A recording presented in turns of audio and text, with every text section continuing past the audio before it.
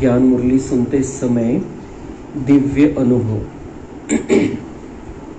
बाबा मिलन व्हायचं त्यांचं, डायरेक्ट बाबा मिलन आणि नंतर मुरली क्लास. प्रातः ज्ञान मुरली सुनते समय भी जिज्ञासुओं को एक विचित्र प्रकार का अनुभव होता था.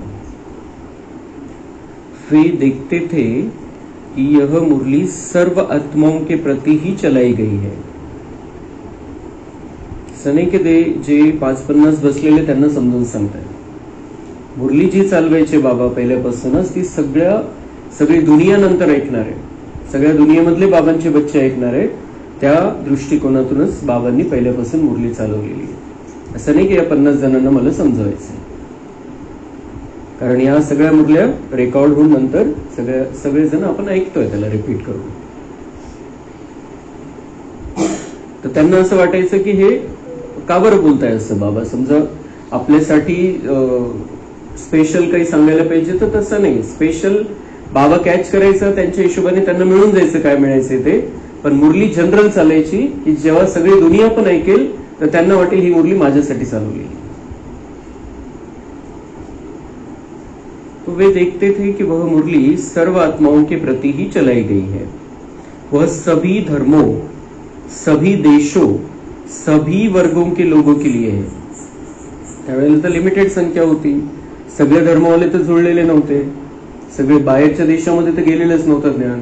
पण बिलकुल जे ऐकायचे त्यावेळेला त्यांना वाटायचं की हे सगळ्यांसाठी बाबा हे सांगतोय. उसमें तीनों कालों तथा तीनों लोगों का ज्ञान समाया हुआ है. जे आपण मुरली ऐकतो त्याच्यामध्ये या सगळ्या गोष्टी. उसमें सुनाने वाला साधुओं, महात्माओं, जगत गुरुओं, ऋषि मुनियों, देश के राष्ट्रपति तथा राजनीतिक नेताओं, राजा महाराजाओं आदि आदि से भी उच्च अधिकार के स्वर से बोलता है और ऐसे बोलता है जैसे परमधाम से आया हो, स्वयं काम आदि विकारों से बिल्कुल ही निर्मल, सर्वशक्तिवान तथा ज्ञान का सागर हो. कसं बोलतो बाबा रोजच्या मुरलीमध्ये, तो अनुभव त्यांना व्हायचा. आज तर सगळ्यांसाठी मुरली चालवली जाते. 140 देशामध्ये 30 मुरली चालवली जाते. पण ही जी मुरली त्यावेळेला 50 जणांच्या समोर जरी चालवायचे, 100 जणांच्या समोर जरी चालवायचे, तर बाबा त्यावेळेला सुद्धा ते अधिकाराने बोलायचे कि बाबा सबसे बड़ा है, सबसे ऊंचा है, और उस अधिकार वाणी से बाबा बात करता था मुरली के द्वारा. राजा महाराजाओं से भी ऊंचे अधिकार के स्वर में बाबा बोलता था. फिर राष्ट्रपति हो, कोई भी हो, लेकिन उससे बड़ा अधिकारी सर्वशक्तिवान परमात्मा है और उसकी वाणी उस हिसाब से चलती थी.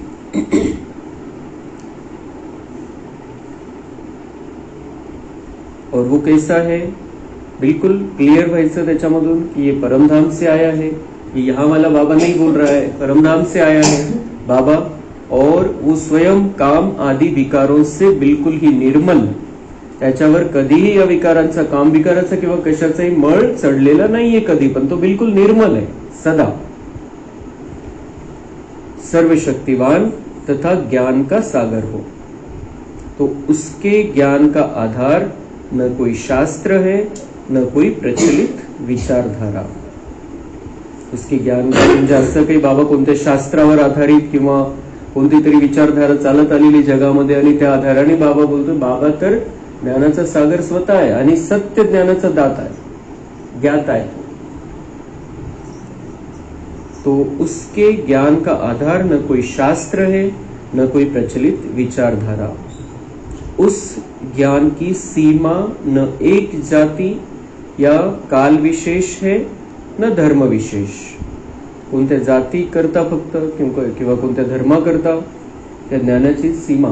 ज्ञान हे बेहदच आहे सगळ्यांसाठी. तो वह बोलता भी ऐसे. आता तर आपल्याला हे क्लिअर होतात या सगळ्या गोष्टी की कारण सगळेजण सगळ्यांसाठी चालवलेली हे क्लिअर होतं. पण ते 5-50 जण त्यांनाही अनुभव व्हायचा की बाबा हे सगळ्यांसाठी चालवत आहे.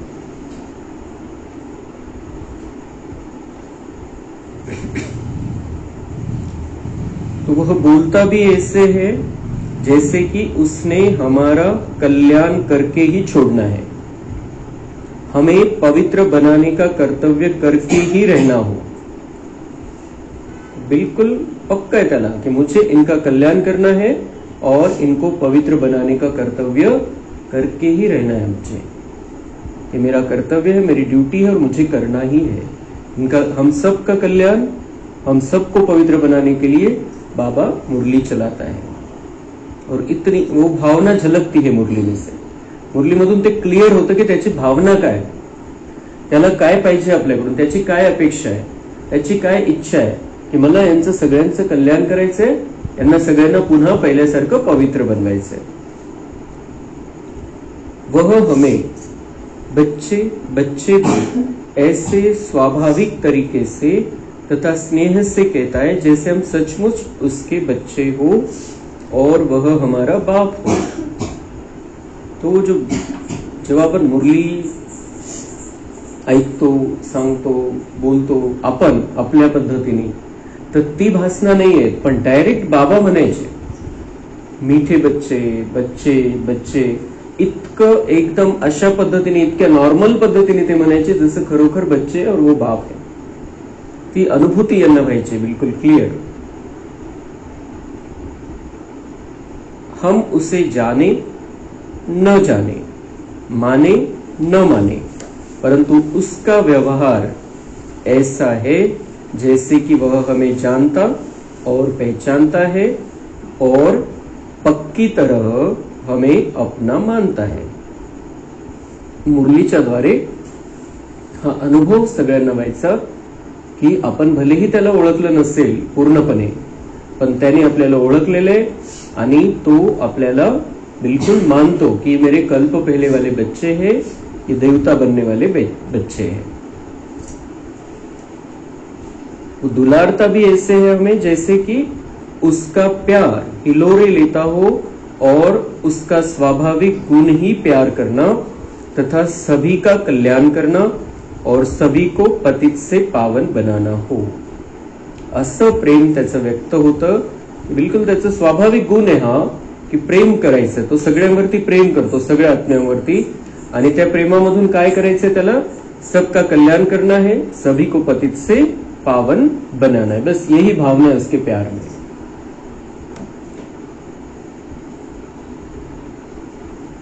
हम उससे रूठ जाए तो भी वह हमें मनाता है, हम सो जाए तो वह जागती ज्योति हमें जगाता है, हम कर्तव्य विमुख हो जाए तो वह हमें जतलाता तथा सुझाता है, कदम कदम पर वह हमारे जीवन की जिम्मेवारी लेता है। तो हम अगर बाबा के बन जाते हैं, जर आपण त्याच्याशी एकदम असं जवळचं नातं जोडलेलं आहे, तर बाबा म्हणताय बाबांचं जे अनुभव या बच्चांना झाला त्यानुसार त्यांचा अनुभव सांगतो कि वो अगर हम रूठ जाए तो वो हमें मनाता है, हम सो जाए तो वो जागती ज्योति हमें जगाता है, हम कर्तव्य विमुख हो जाए तो वो हमें जतलाता है तथा सुझाता है। तो ये जो हमारे कर्तव्य की जो वो हमें बार बार याद दिलाता है मुरली के द्वारा, तो हम भूल जाते हैं कि हमारी जिम्मेदारी क्या है, हमारा कर्तव्य क्या है, हमें क्या करना चाहिए, तो वो हमें मुरली के द्वारा याद दिलाता है। और हम सोच जाते हैं जैसे आत्मा शरीर से अलग हो जाती है, लेकिन वो हमें जगाता है। कदम कदम पर वह हमारे जीवन की जिम्मेवारी लेता है, जैसे हम उसको अपने आप को सौंप देते हैं वो हमारा जिम्मेवार बन जाता है। तो वे बाबा के पास बैठकर बाबा को अपने किए विकर्मों का चिट्ठा बताते, तो भी बाबा की दृष्टि उनके लिए घृणा की दृष्टि न बनती, बल्कि उनके उन संस्कारों से निकलने का ही वे सदा पुरुषार्थ कराते। तर बाबांच्या समोर मग हे बाबा मिलन, मुरली, मग बाबांशी पुन्हा बातचीत, तर त्या बातचीत मध्ये त्याचे भाई बहिणी गेलेले बाबा मिलनसाठी, ते बाबांना सांगायचे की माझ्याकडून काय काय पापकर्म झालेले, उघड करायचे बाबांच्या समोर, तरीही बाबांची दृष्टी बदलायची नाही की असं पापी आत्मा आहे माझ्या समोर बसलेली। बाबांची नजर बिलकुल घृणा दृष्टी नाही, काहीच नाही, खूप प्लेन बाबांची नजर, बुद्धी, दृष्टी आणि बिलकुल प्रेमाच्या भावनेनी बाबा त्यांना समजून सांगायचे की अभी क्या करना है. असंच आता सध्या पण आपण बाबांशी बोलू शकतो, आपल्या पापकर्मांचा चिठ्ठा बाबांकडे व्यक्त करू शकतो आणि बाबा आपल्यावरती बिलकुल रागावणार नाही. तो प्रेमाचा सागर आहे, तो आनंदाचा सागर आहे, तो बिलकुल रागावणार नाही. किती पाप केलेलं असू दे आपण, पण त्याच्यासमोर आपण जर कबुली दिली तर तो आपल्याला अजून प्रेरणा देईल चांगलं करण्यासाठी आणि तुझी कमजोरी आहे तिला दूर करण्यासाठी आपल्यामध्ये ताकद पण भरेल. म्हणून बाबांसमोर आपण सगळं काही उघडपणे, असं नाही की बाबांना काय वाटेल, बाबांना वाईट वाटेल, बाबा त्रास करून घेईल स्वतःला किंवा मला त्रास देईल, असं कुठलाही विषय नाहीये. बाबा खूप प्लेन आहे, सदा सदा तो स्थिर बुद्धी आहे, सदा त्याचं प्रेम आहे आपल्यावरती आणि त्यामुळे आपण त्याला काहीही मोकळ्या मनाने जे काही झालेलं आहे ते आपण सांगू शकतो. जी काही चूक झालेली, जे काही पाप आपल्याला माहिती, मागचे तर माहिती नाही, पण या जन्मातलं आपण काही केलेलं असेल तर ते आपण बाबांना स्पष्टपणे सांगू शकतो. बाबा बिलकुल रागावत नाही, कारण बाबा सदा प्रेमाचा सागर आहे. तो उनका प्यार पहले की तरह बना रहता. म्हणजे असं नाही की आता प्रेम कमी झालं, आता बाबांना समजलं की हा किती पाप केलेलं आहे आत्म्याने, असं कसं करू शकतो आणि म्हणून बाबांचं प्रेम कमी, असं नाही. बाबांचं प्रेम सदा बच्चांसाठी कायम त्याच लेवलचं आहे. तो बाबा अभी अभी मुरली में बहुत ही ओजस्वी भाषा में सन्यासियों, शास्त्रवादियों, राजनीतिज्ञों या सामान्य व्यक्तियों को किसी महान भूल के लिए फटकारता है. लगता है कि उसमें शायद आवेश है, परंतु वास्तव में उसमें आवेश है ही नहीं, क्योंकि एक ही क्षण में विषय को पलटकर मधुर मुस्कान से वह दूसरी बात कहने लगता है और उन सन्यासियों आदि को भी अपने बच्चे मानते हुए उनके जीवन के एक पहलू यानी पवित्रता के लिए उनकी सराहना भी करता है. उसकी बात से पता चलता है कि वह निर्वैर है, निर्भय है, अकाल मूर्त और अव्यक्त मूर्त है. तर आपण बघतो मुरलीमध्ये बाबा कधी कधी असं वाटतं की बाबा तर आवेशमध्ये, जोशमध्ये बोलताय, किती कडक भाषा आहे आणि बाबा लगेच त्याला बॅलन्स करून घेतो एकाच सेकंदामध्ये. तो दूसरी बात कहने लगता है बहुत प्यार से. और फिर मग ज्यांच्याविषयी काही बोललेलं आहे त्यांची महिमा पण करतो बाबा. संन्याशाविषयी जर काही सांगितलं, त्यांनी असं असं चुकीचं सांगितलेलं आहे, बाबा त्यांची महिमा पण करतो कि अगर ये नहीं होते तो भारत का क्या हाल हो जाता था. तो पवित्रता के आधार से उन्होंने भारत को थमाया है. भारत की जो दुर्गति हुई उसकी स्पीड कम हुई क्योंकि बीच में सन्यासी आ गए. तर त्यावेळेला त्यांचा जो पार्ट होता त्याची बाबा महिमा पण करतात. एकीकडे स्पष्ट बच्चांना क्लिअर होण्यासाठी बाबा खरं खरं सांगतात की असं असं आहे, याच्यामुळे असं झालं. पण मग जो त्याच्यामध्ये पॉझिटिव्ह पॉइंट आहे तो पण बाबा लगेच सांगतात, म्हणजे बॅलन्स होऊन जातो बोलण्याचं. आपल्याला काय समजायचं ते आपण समजून घ्यायचं आणि पुढे चालायचं.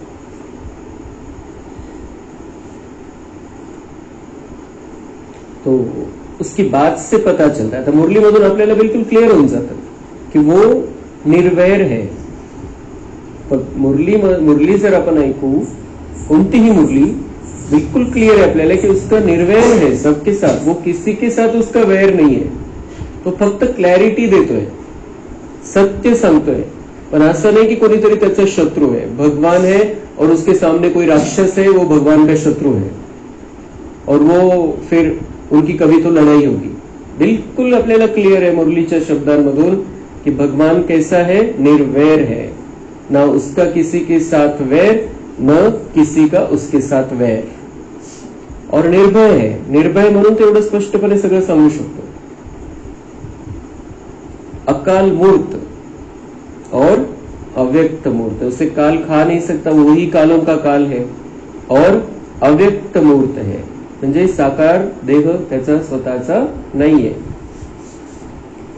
वह जिसके तन में अर्थात ब्रह्मा बाबा के तन में आया है उसे स्वयं से अलग बताता है. क्लियर, प्रत्येक मुरलीमध्ये तो क्लियर करतो कि ये मैंने रख लिया है, मैंने इसमें प्रवेश किया है. तो वो अलग बताता है अपने आप को. असं नाही की त्याच्यावरती कब्जा करून घेतला. आपण बघतो की कोणी भटकत्या आत्म्याचा कोणत्या शरीरामध्ये कोणामध्ये प्रवेश झाला तर ती असं समजते माझंच आहे, कब्जा झाला त्याच्यावरती कंप्लीट। लेकिन बाबा बिल्कुल क्लियर है कि मैं इसमें आया हूं और मैं जाने वाला हूं, मेरा पार्ट खत्म करके मैं जाने वाला हूं, मैं कुछ समय के लिए आया हूं, ज्ञान सुनाना मेरा पार्ट है, मैं चला जाऊंगा इसमें से।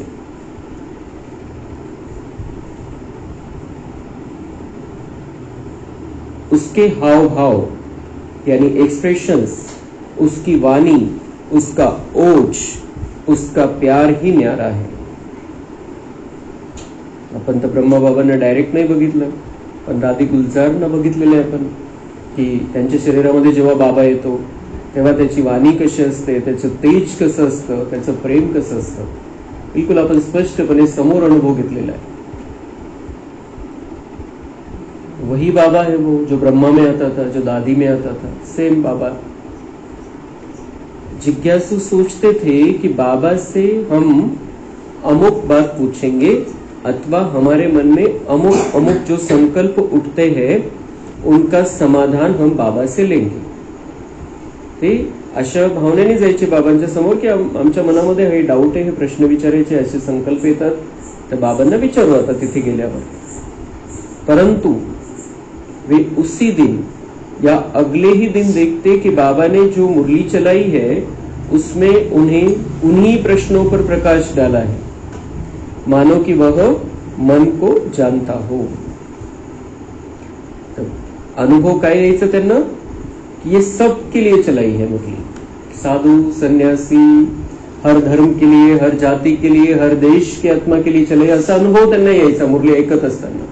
आणि त्याच्यामध्येच त्यांना हळूच एक त्यांच्या प्रश्नाचं उत्तर पण भेटून जायचं, त्यांच्या मनामध्ये जे संकल्प चालायचे। आणि आपला पण अनुभव असेल की आपल्या मनामध्ये जे प्रश्न चालतात कोणत्या 2-4 दिवसाच्या त्या आसपासच्या मुरलीमध्ये त्याचं उत्तर भेटून जातं आपल्याला। मनातल्या ज्या शंका आहे त्या निघून जातात बरोबर, क्योंकि बाबा कैच करता है हमारे मन की बातों को और वो मुरली चलाता है तो सबके लिए चलाता है, किसी एक के लिए, किसी 10, 5, 10 के लिए नहीं, सारे विश्व की आत्माओं को वो एक मुरली से कवर कर लेता है।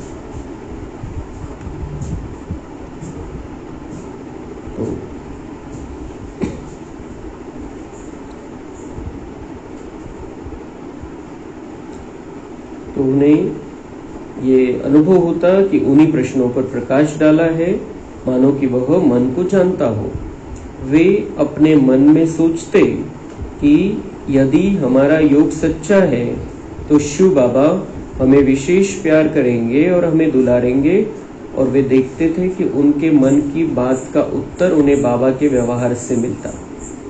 ब्रह्मा बाबा कहते, मैं अंतर्यामी नहीं हूं, परंतु बच्चे जो संकल्प करते हैं वे शिव बाबा के पास पहुंचते हैं और वे मेरे तन में आकर यदि उचित समझते हैं तो मुरली में उस विषय पर समझा जाते हैं। ब्रह्मा बाबा पण बिल्कुल क्लियर ठेवायचं स्वतःला, ये मुरली मेरे द्वारा भगवान चला रहा है और मैं तुम्हारे संकल्पों को नहीं जानता हूं, मैं अंतर्यामी नहीं हूं।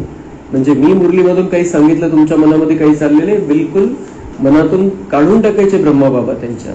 मैं अंतर्यामी नहीं हूं, परंतु बच्चे जो संकल्प करते हैं वे शिव बाबा के पास पहुंचते हैं, और आणि जर बाबांना वाटलं ते योग्य वाटलं, प्रश्न योग्य वाटला आणि क्लिअर करणं जर आवश्यक वाटलं तर बाबा मग मुरलीमध्ये त्या विषयावरती समजवायचे बाबांच्या शरीरामध्ये आल्यानंतर।